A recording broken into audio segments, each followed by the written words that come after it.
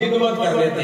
इसलिए जो किसी आशिक ने कहा कि मांदी खिदमत तेरे बंदा ते सारी रातें खिलोवे फिर भी मांदा एक घड़ी दा हको अदा ना होवे। मैं मुबारकबाद पेश करता हूँ अजीज़ मोहम्मद यूनुस अल्हम्दुलिल्लाह